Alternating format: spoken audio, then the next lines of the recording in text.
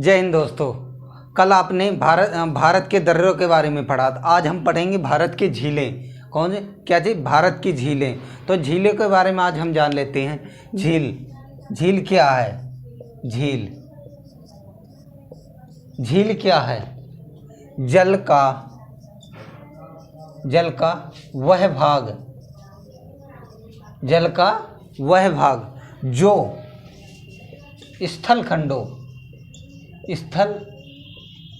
खंडों से चारों तरफ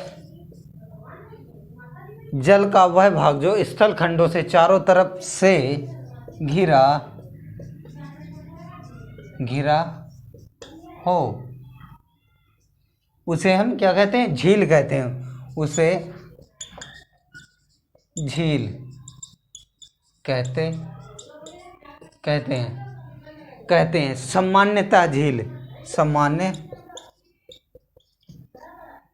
सामान्यतः झील भूखंडों के वे विस्तृत गड्ढे जिनमें जल भरा होता और झीलों का जल हमेशा स्थिर रहता, कभी चलता हुआ धारा उसमें बहती हुई नहीं देखी होगी। झीलों का जल स्थिर रहता है। क्या रहता है? स्थिर रहता। झीलों का जल स्थिर रहता।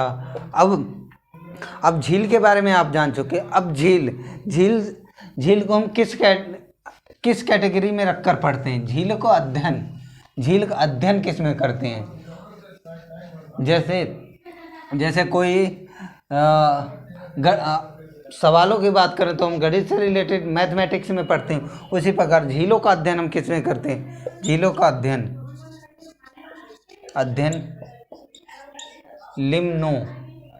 लिम्नोलॉजी में करते हैं।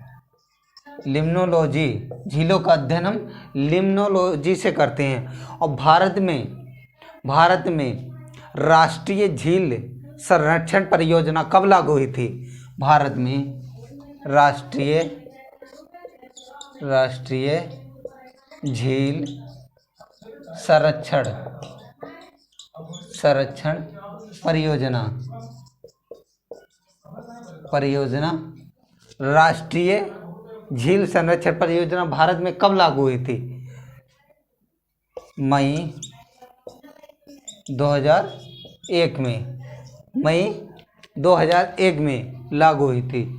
अब झील की उत्पत्ति के कारण जान ले। झील कैसे उत्पत्ति होती है, झील का उद्गम कैसे होता है, उसके बारे में हम जान लेते हैं। झील का उद्गम, जैसे झील की उत्पत्ति कैसे हुई, किस किस प्रकार से होती है? झील की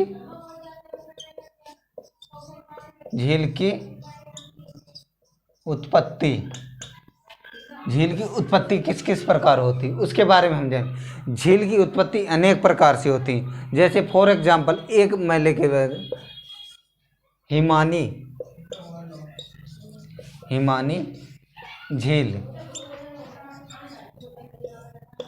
हिमानी झील के बारे में हम बात करें। हिमानी से मतलब पता चलता है, हिम मीन्स बर्फ से निर्मित जो झीलें होती हैं उसे क्या कहते हैं? हिमानी झील। जैसे फॉर एग्जांपल ये पहाड़ है, पहाड़ में बर्फ़ जमी हुई है। आपको पता है पहाड़ों पर बर्फ़ जमी होती है। ये बर्फ़ जमी है। जब बर्फ़ धीरे धीरे पिघल कर उनके बर्फ़ जब धीरे धीरे पिघल कर उनकी बूंदें एक जगह इकट्ठा हो जाती हैं, जैसे यहाँ इकट्ठा हो गई तो एक झील का निर्माण कर लेती हैं, जिससे वहाँ पर एक झील का निर्माण होता है। जैसे इधर से बूंद इधर से भी आए तो यहाँ पर एक झील का निर्माण हो गया। इसे कहते हैं हिमानी झील। फॉर एग्जांपल जैसे कौन कौन सी झील हैं? जैसे राकस ताल ये एक हिमानी झील है। यह किसके द्वारा है? हिम द्वारा, यानी बर्फ द्वारा निर्मित है। बर्फों से निर्मित ये झील है। जैसे बर्फ धीरे धीरे पिघल कर जैसे कोई गड्ढा है, यहाँ हल्के हल्के ऊबड़ खाबड़ गड्ढे हैं, यहाँ एक पहाड़ है, पहाड़ से बर्फ़ धीरे धीरे पिघल कर यहाँ पर इकट्ठा हो रही बूंद बूंद के रूप में। तो यहाँ पर एक जैसे एक जल भराव हो जाता है, एक स्थिर रहता है, वहाँ पर एक जल का निर्माण हो जाता है। तो यहाँ हिमानी झील, जो हिम से यानी हिम इस बर्फ, बर्फ से निर्मित झील जिसे कहते हैं हिमानी झील। फॉर एग्जाम्पल आपको बता दिया राकस ताल, यह एक।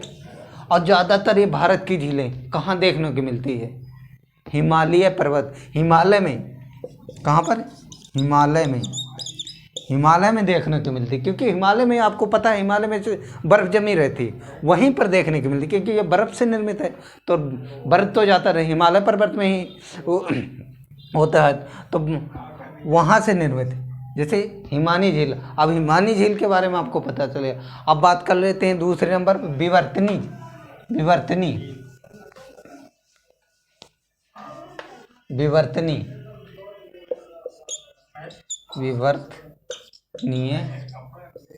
झील।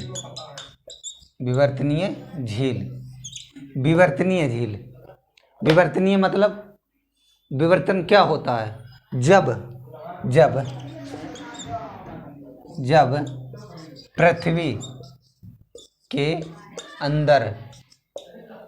पृथ्वी के अंदर यानी भूस्थल के अंदर, पृथ्वी के अंदर जब हलचल होती है, हलचल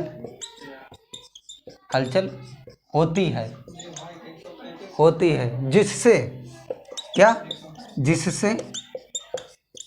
पृथ्वी का भूभाग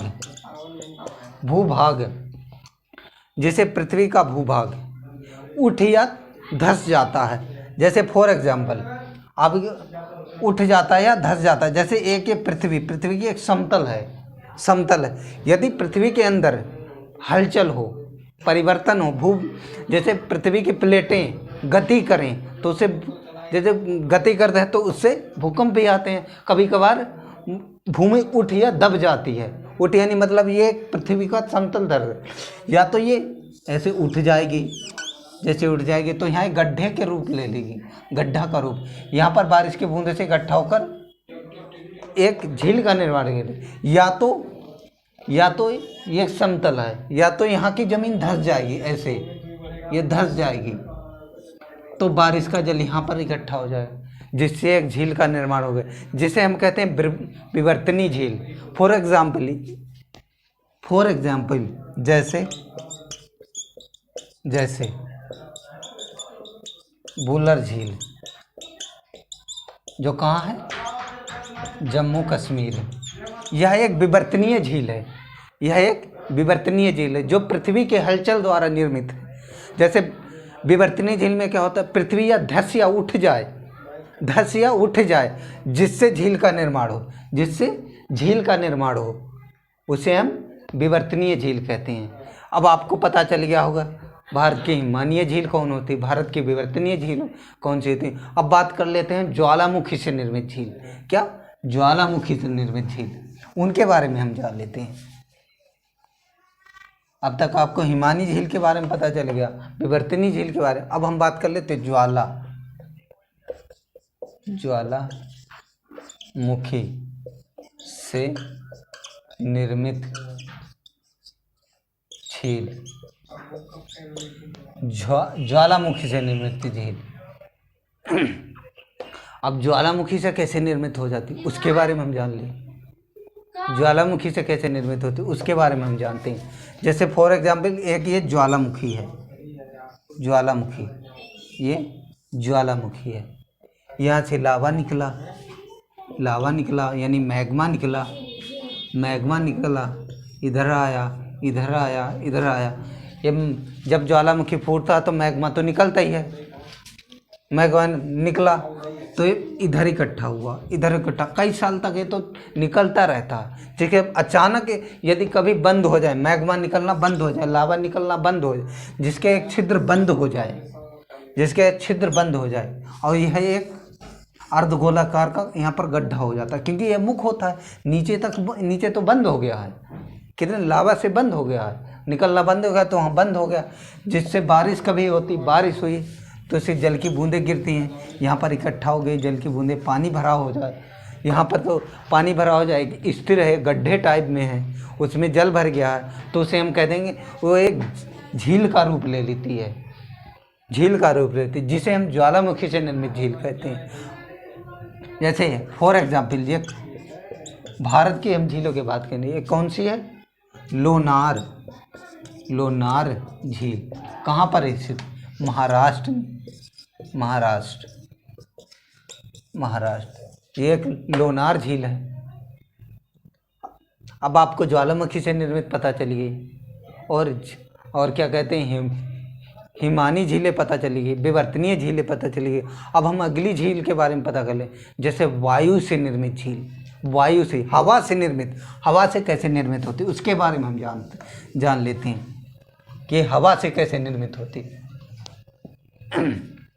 जैसे कि हवा से निर्मित, वायु से निर्मित झील,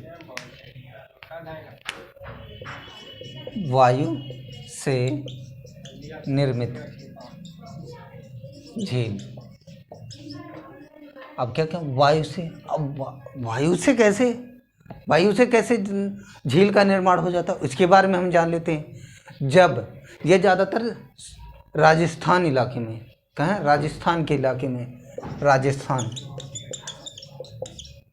ऐसी झीलों का निर्माण ज़्यादातर हमें कहाँ देखने को मिलता है? राजस्थान में देखने को मिलता है, क्योंकि वहाँ पर बालू होता है, बालू यानी रेतीला होता है, तो वो हवा चलती है तो वो उड़ जाते हैं। और यदि कहीं ठोस हो तो कभी हवा चलेगी तो कब वहाँ की मिट्टी उड़ जाएगी? नहीं उड़ पाएगी ना, वायु से तभी तो निर्माण होता है। तो वहाँ पर हम राजस्थान में ज़्यादातर देखने को, क्योंकि बालुए मिट्टी होती है, बालूदार, तो वहाँ पर हमें वायु से निर्मित झील, जैसी फॉर एग्जाम्पल कौन कौन सी है? सांभर झील, सांभर झील, ये तो फेमस वैसी है झील, सांभर झील, ये वायु से निर्मित है। अब ये कैसे निर्मित होती है उसके बारे में जान लेते हैं, कैसे झीलों का निर्माण कैसे होता है, वायु से, वो भी किससे? वायु से, उसके बारे में हम जान लेते हैं। जब चक्रवात,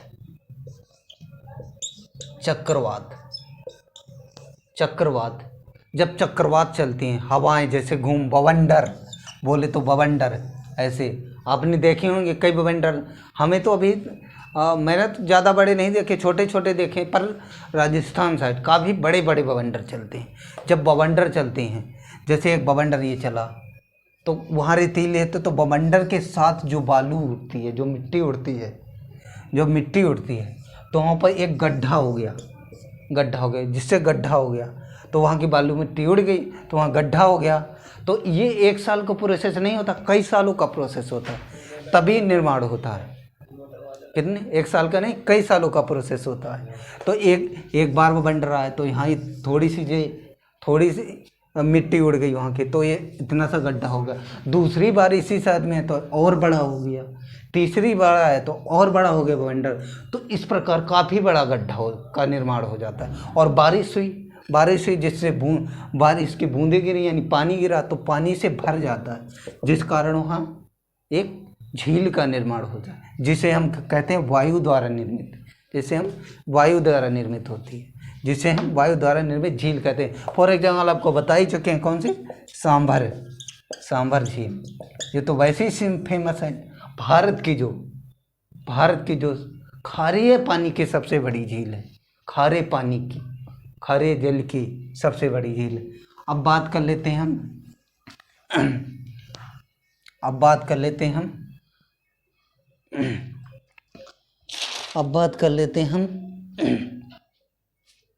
अवरोध के निरपेक्ष के कारण, अवरोध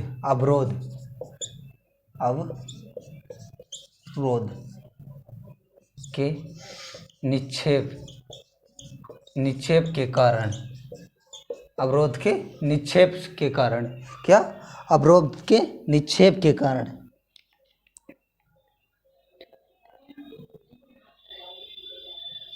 अवरोध के निक्षेप के कारण ये ज़्यादातर ये झीलें ज़्यादातर हमें कहाँ देखने? पहाड़ी इलाकों में मिलती हैं। जब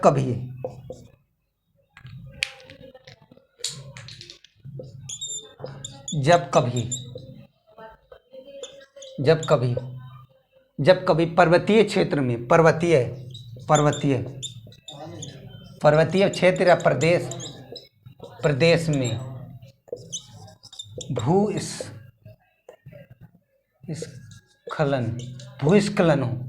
भूस्खलन, जब कभी पर्वतीय क्षेत्र में भूस्खलन हो, जिसके द्वारा पर्वत का काफ़ी बड़ा तो भूस्खलन हो और उसके पास से नदी निकल रही हो, और वो पर्वत का भूस्खलन हो और वो आकर नदी के मार्ग में आकर गिर जाए, जिससे नदी का पानी यानी नदी का धारा रुक जाए, नदी की धारा या प्रवाह रुक जाए, वहाँ जिसे जल स्थिर हो जाए, वहाँ पर एक झील का निर्माण होता है। अब यहाँ रुका और नदी दूसरे साइड अपनी मार्ग बना लेती है, जिससे यहाँ पर एक जल रुक जाता है, स्थिर हो जाता है, जिसे हम झील का रूप, वो झील का रूप लेते हैं, जिसे हम एक झील कहते हैं। ये अवरोध निरपेक्ष के कारण होता है। अवरोध यानी अवरोध मतलब एक नदी की धारा में अवरोध उत्पन्न हो गया, धारा की नदी में अवरोध उत्पन्न हो गया, जिसके कारण निर्मित एक झील है। अभी अवरोध निरपेक्ष के कारण पता चल गया। अब बात कर लेते हैं अवसाद के कारण। किसके? अवसाद के कारण। अवसाद के कारण, अवसाद के कारण यानी अवसाद के द्वारा निर्मित झील। अवसाद के द्वारा, अवसाद में क्या होता है? अवसाद में क्या होता है? अब आपने देखा ही होगा, नदियाँ जब अपने साथ गाद लाती हैं, गाद मतलब कीचड़ बालू, इधर उधर से मिट्टी कहीं दूर से लेके आ रही हैं मिट्टी, और एक जगह इकट्ठा करना। जैसे ये नदी आ रही है, ये पहाड़ी इलाके से होकर आ रही है, थोड़ी मिट्टी इधर से लाई, इधर से लाई, और एक जगह इकट्ठा कर दे, और अपना मार्ग बदल ले, जिस कारण वहाँ पर एक पानी का स्थिर रुक जाए, यानी पानी स्थिर रह जाए, रुक जाए, और वहाँ पर और नदी अपना मार्ग बदल ले, जिसके कारण अवसाद के कारण ये पानी रुका हुआ। अवसाद ही तो इकट्ठा हुआ है, गाद जिसे अवसाद, उसके कारण तो ये इकट्ठा हुआ है, वहाँ पर पानी रुक गया, जिसके इसके द्वारा निर्मित झील को हम अवसाद के कारण निर्मित झील है ये, अवसाद से निर्मित झील। अब आप बात कर लेते हैं निरावरण के कारण।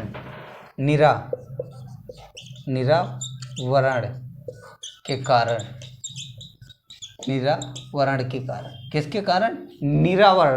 निरावरण के कारण निर्मित झील। इनसे कहते हैं जो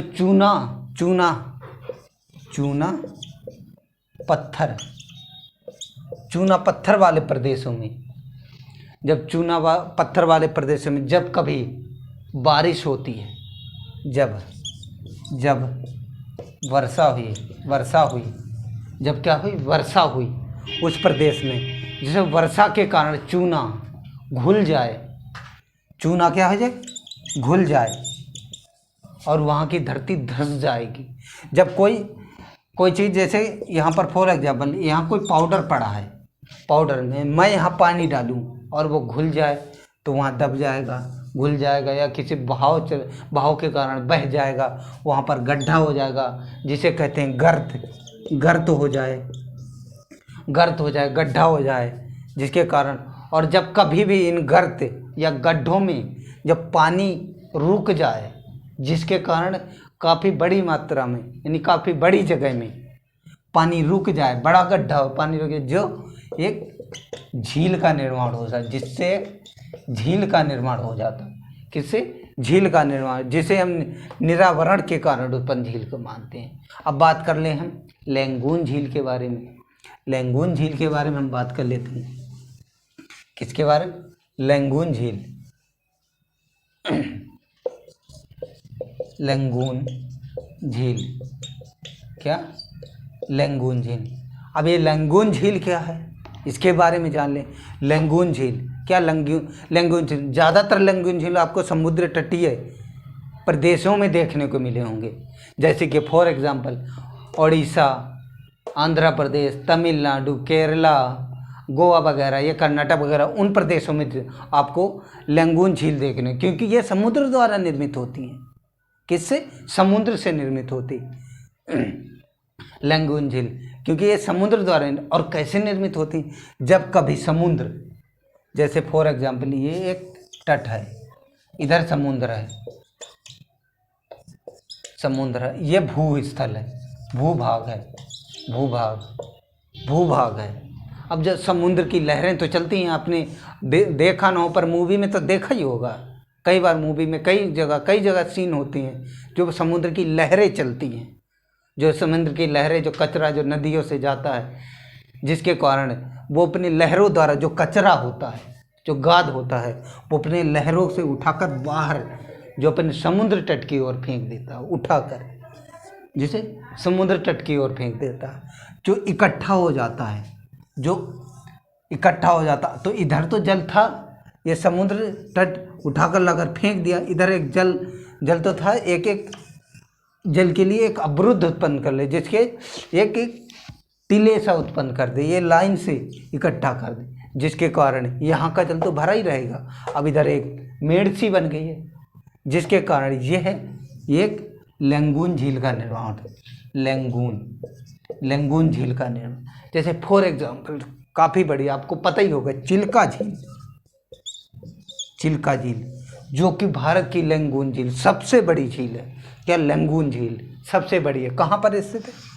उड़ीसा में, उड़ीसा, आपको पता ही होगा।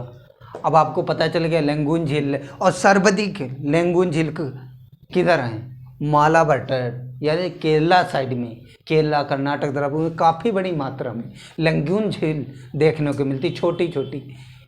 और जो पश्चिमी घाट है, बोले तो पूर्वी तट में यानी बड़ी हैं पर कम हैं, और इधर जो पश्चिमी तट पर है उसमें अधिक हैं पर छोटी हैं, तो काफ़ी देखने को मिलती हैं। जैसे आपको फॉर एग्जांपल बता दिया मैंने, एक चिल्का झील जो सर्वाधिक बड़ी है, लैंगून झील, उसके बारे में अब जान चुके। अब तक आप आज मैंने बता दिया आपको लैंगून कौन सी झील कैसे निर्माण होती है, झील का निर्माण कैसे है, हिमानी झील और विवर्तनीय झील, और ज्वालामुखी से और वायु द्वारा निर्मित होगी, और अवसाद द्वारा, निरावरण द्वारा लैंगून झील के बारे में आप जान चुके हैं कि इनका निर्माण कैसा होता है। और एक अवरोध के निक्षेप द्वारा इन झीलों के बारे में आप जानेंगे। ये झीलों का निर्माण कैसे हो, उनके बारे में आप जान चुके हैं। अभी इससे आगे जो भारत के प्रमुख झीलें हैं, जैसे मीठे पानी की झील भुलर झील, सबसे खारे पानी की झील सांभर झील, उनके बारे में कल हम जानेंगे। कौन सी झील किस राज्य में है, कहाँ पर स्थित है, उसके बारे में अगले पार्ट में। आज मैंने आपको एक्सप्लेन कर दिया, व्याख्या कर दिया कौन सी झील का निर्माण किस तरह होता, उसके बारे में आप जान चुके हैं। जैसे कि आप हमारा वीडियो देखते हैं, हमारा वीडियो लाइक कीजिए, शेयर कीजिए और सब्सक्राइब कीजिए। जय हिंद।